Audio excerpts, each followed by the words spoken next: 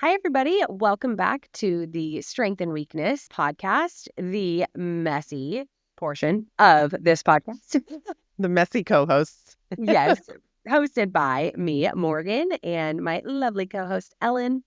And we are excited to be with you today. We have a little bit of a different episode for you, and there's a couple of things that we want to talk about before we jump into it.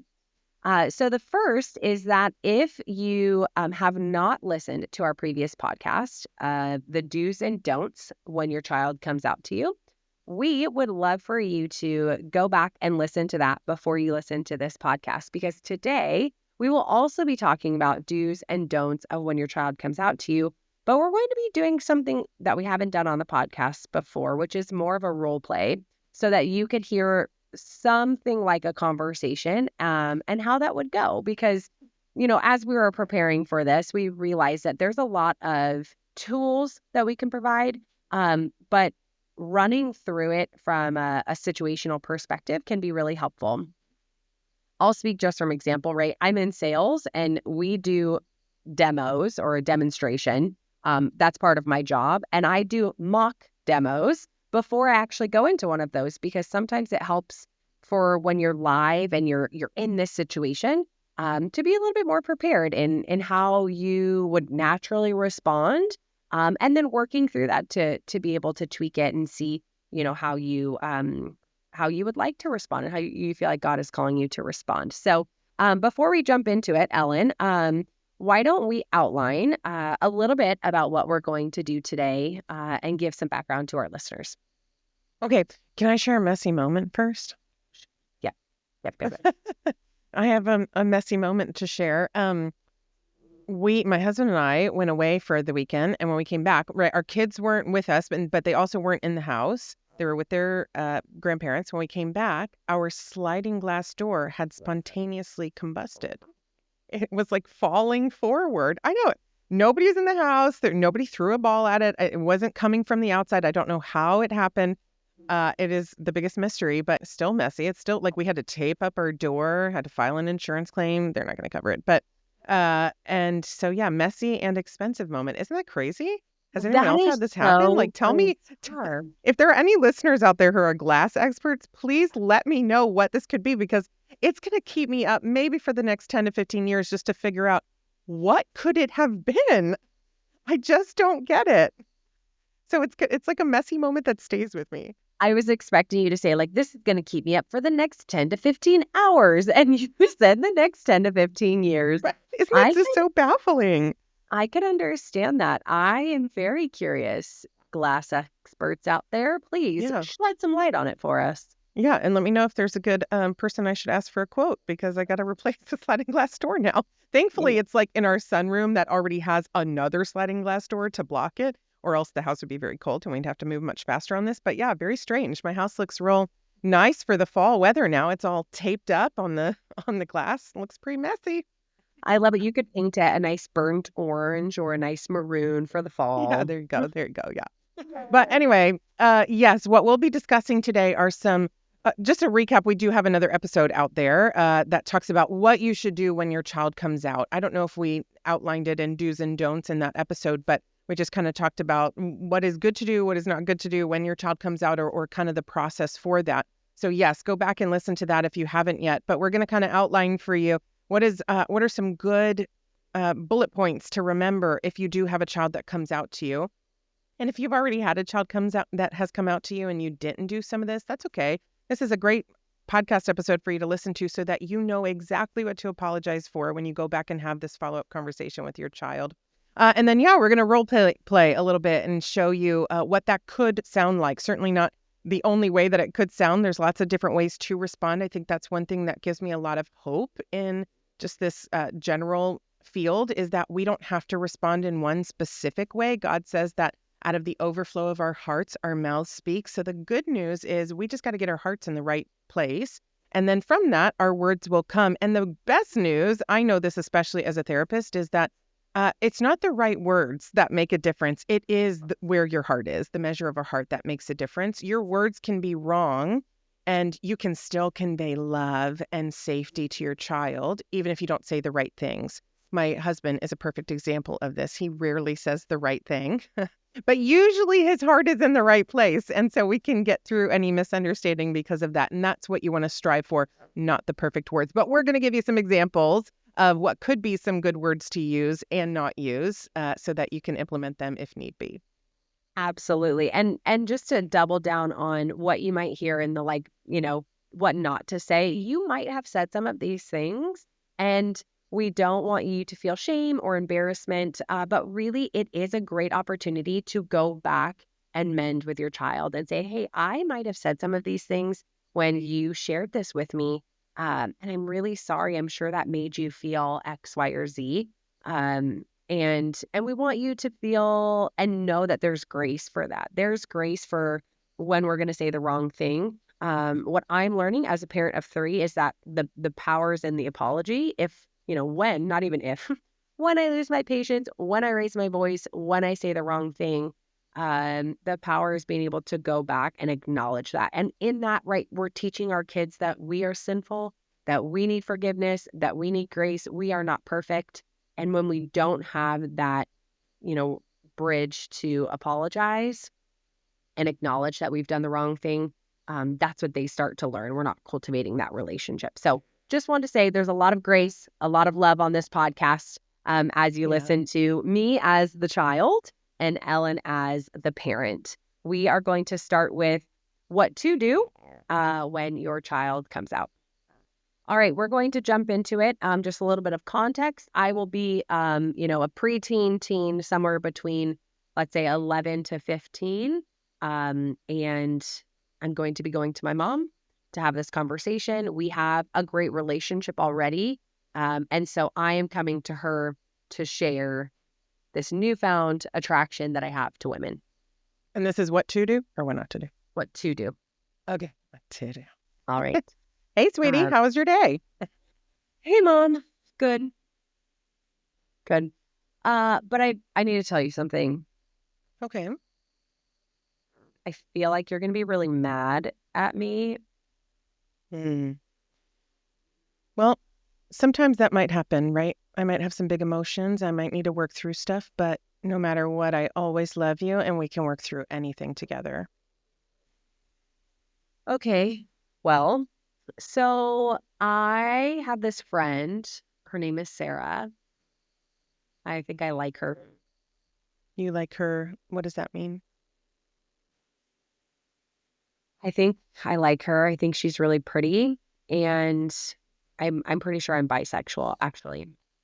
Hmm. What does that mean, bisexual?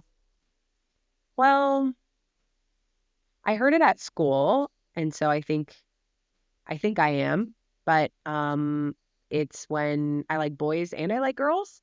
Mm-hmm. So, I mean, last month I liked John, but this month I'm pretty sure I like Sarah, and I would, I think I want to start dating her. Um, there's a couple other friends who are dating in my class, and yeah, I think that's what I want to do.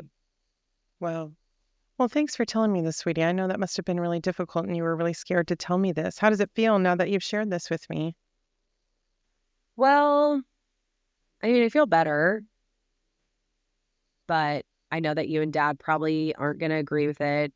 I mean, we go to church and you guys talk to me about how, like, man and a woman need to get married. And, I just know that you guys, yeah, probably won't let me date her. So I really didn't want to tell you Hmm. because I don't want you to say no. It's something I want to do. Yeah. Wow. Well, I appreciate even more you telling me because you had to face something really difficult, which was, dealing with how we might feel about it and also our boundaries that we might put around this. But I really appreciate your courage and your bravery to tell us this no matter what. You're right, though. We are going to have lots of follow-up conversations about this. There's lots to talk about here. But what's most important is we love you. We're proud of you. Nothing could ever change how much we love you. We want to know you. We want to understand your experience here. There's going to be a lot for us to process through. Dad and I have a lot to talk about. We're going to have some follow-up conversations about that, but now's not really the time for that. Let's get back together next weekend and we can discuss this, the 3 of us together. But until then, we want you to know how much we love you and how proud of you we are. And thank you, thank you, thank you for letting us in on this really important, tender piece of information about your life. Thanks, Mom. I feel better. I feel better. So like I can still talk to Sarah right now. Like, can I tell her we're dating? Can I tell her we're not dating? Um, because she's expecting me to like give her an answer tomorrow. Ah, I see. Well, until we're all three able to talk and talk about the boundaries in our home around this and what you're allowed to do and not to do, no, I'd ask you not to share this with anyone. Or, I would just let Sarah know, to be continued, right? Like you can have this conversation after you talk to your parents, but your parents need some time to process, to get some advice. We want to be the best parents we can be for you. And we don't always know how to do that. So we need to consult God and consult some spiritual advisors to determine what is the best route for us to take as a family in this. So just kind of put a pin in it with Sarah. You can definitely still talk to her, be her friend, absolutely be loving and courteous, but I wouldn't move forward in that romantically until we're all able to talk about this. Thanks, Mom. Awesome. Great. Thanks, And Mom. scene. That was such a great example of things to do. And if you've listened to our previous podcast, you're listening to this one, right? There's a lot of things that Ellen did there that were um upholding the boundaries as a Christian parent and also making sure your child feels super heard, super loved. Because there really wasn't anything that I could argue with, right? Like I Mhm. couldn't come back and be like, well, why would you say that? Right. Because all that was communicated was like, I'm here for you. I love you. And I need to talk to your dad. Right. And it really diffused my like, I'm afraid, I'm upset. It didn't escalate me to a place of now we're in conflict. Um, Yeah. but rather de-escalated me. But probably people who are dealing with this in real life, their child would not be as level-headed and rational as you were. Sure. So, right, like I could see parents listening to that being like, yeah, great. If my kid was just like Morgan in that exchange, perfect. It could go great. Sorry, But everybody. no, no. I need to be a more irrational, irate No, teenager. I think it was good to convey what a parent should say.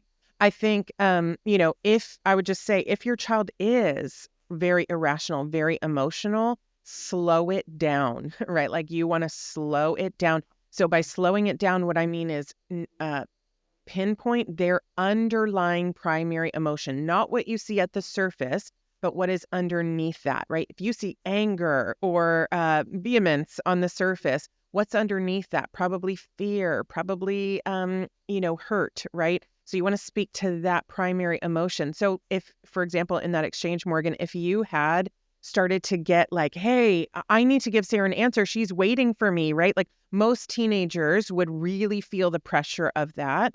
Then I would encourage parents to slow it down. Say, honey, I know this is so tough for you. I know Sarah's waiting for an answer and that feels like it's the most important thing in the world, but this can wait, right?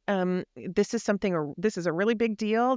Has important implications for you and for Sarah. And so if it needs to wait, it can wait. We're going to deal with it. We're not going to leave you hanging, but we need to make sure we're dealing with this effectively as your parents who are in charge of stewarding you, right? So slow it down. Make sure Mm. you acknowledge their underlying emotion while you still hold that boundary. But yeah, that would be my number one advice to parents is never, ever, ever come up with boundaries in that moment. Don't talk about much in that moment, only how much you love them, how grateful you are that they express this to you, and then set a follow-up time for a follow-up conversation. Make sure it's far enough out that you have time to move through some of that initial thicket of emotions. The other thing I would say too is the only other thing I might permit is in that, right? So express your love, thank them for trusting you with this, and then set that follow up time. The only other thing, if this conversation needs to be a little bit longer, I might permit is draw out the story, right? So tell me more. When did you first recognize this? What is it like to come out to me? What has it been like to tell your friends? You don't want to only ask those questions if you're ready to hear the answers, right? So if you're going to react to any of that, with that secondary emotion, don't ask it. But if you want to allow that conversation to continue without setting boundaries just yet, that doesn't need to happen for another week or so. Then just draw out that story. Like we said, get really curious. What is this like for you? What does this mean to you? Define that term for me, right? See what their perspective in this is. That's a great point. It's a great point. And again, I think leading up to this, right, it's so different based on the relationship you've built with your child. Because if Yeah. there's not a safe and strong relationship there, the emotions might escalate much quicker. How I was approaching Ellen was we already have a relationship that I can even come to her and tell her this. And so, again, we can't cover every scenario. What we want to at least portray is like, how is this a conversational tool Yeah. to be able to use when your child shares this? Yeah. All right, you ready for the next one, Ellen? Let's do it. What not to do. Mm. What not to do.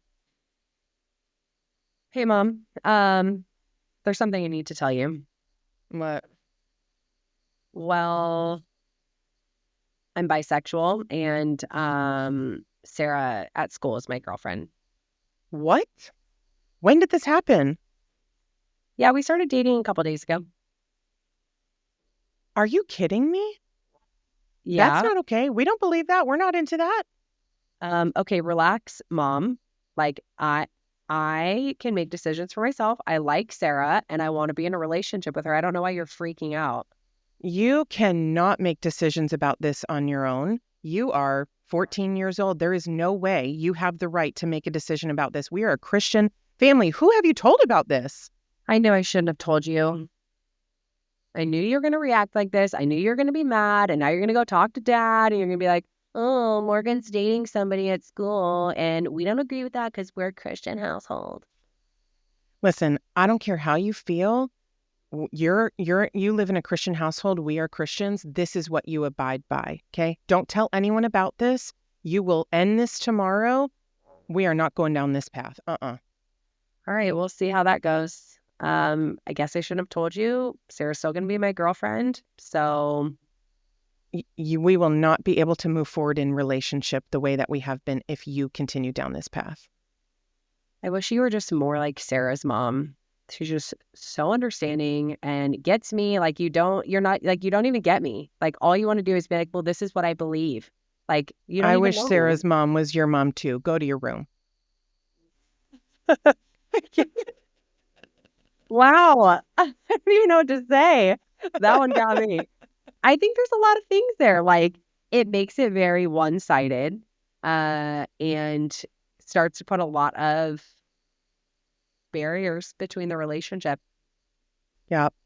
I had, it just reminded me, I had a father whose son came downstairs in a dress and without, like, he didn't tell him anything, just walked downstairs in a dress. I thought, I guess that was his coming out. And the dad said, boy, get back upstairs and put on some breeches. I think that's another example of like what not to do, right? Like 100%. And also I could see how that would be very uncomfortable. Like, wow, son, you decided to put on a dress. Tell me Yes. more about that. Tell me about this dress. But yeah, Yeah. I think Wow. I think what I would encourage parents not to do, and this even starts before your child comes out, is pester your child about their sexual orientation or their sexual attraction template. I've had parents who have been afraid that their child might be trans or gay, and they keep pestering their kid about it, right? Like, do you like so and so? Have you ever thought about being gay? Have you felt uncomfortable in your gender? I don't think it's bad to open these kinds of conversations for our kids. But I think to do it in our fear, our kids feed on that, right? Like they can sense that. And so I have literally had many clients who have said, well, I didn't think I was gay, but my mom or my dad kept asking me, or I didn't think I was trans, but my mom or my dad kept bringing it up in their fear. And now I think I might be. Now I guess I probably am, right? So I would say number one, don't. Even before your child comes out, is in your fear. Let your fear rule you, right? In Yeah. your fear, pester your child about, is this going to happen, right? Like I get that as parents, we're thinking, oh no, I don't want this to happen. And so we're kind of on guard for it, but we're being ruled by fear and we don't want to be ruled by fear. It's never going to go well. Yeah. Great point, Ellen.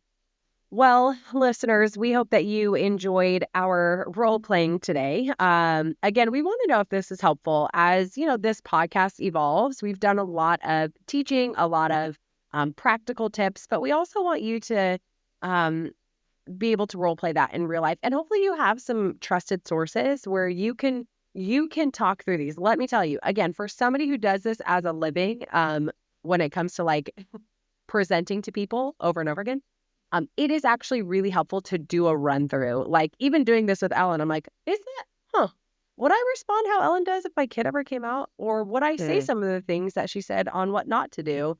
And it's something that I'm like, wow, maybe I do that with my spouse. And I'm like, hey, honey, let's talk about this, because I will tell you, again, my daughter is 6 years old, and we have talked about more taboo topics in the car than I would have ever imagined. Like, she'll be like, hey, mom, what do you think about this? And I'm like, wait, Is this first coming of all, out of where did my you, child's in my mouth? head, I'm Yeah. like, where did you hear that? What, why is your response like that? What do I say? What do I do? Like it definitely is, it will happen. So it's better to be, prepared in again, the overflow of your heart of like, where is Yeah. your heart actually at with this? Oh, I love that. So I think what I heard us say today in the do's, do get your heart in the right place. Don't worry about the words as much, but do get your heart in the right place.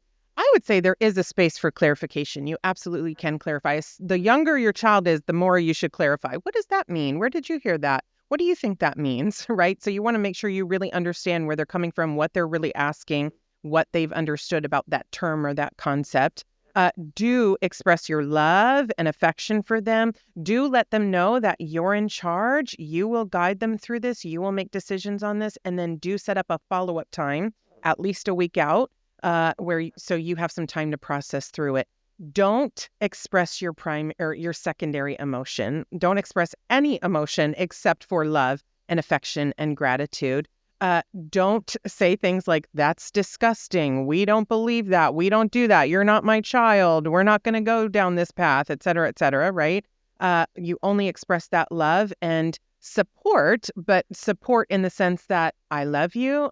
We're going to deal with this as a family. We're going to take care of this. You're going to be safe. You might not agree with everything that we come up with, but you will be loved and you will be taken care of in this.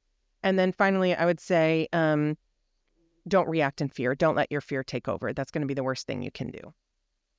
Awesome. Well, thanks, Ellen, as always, for your example as a parent, but also for guiding us through those do's and don'ts. To all of our listeners, again, we hope you enjoyed this episode, and we will see you next time.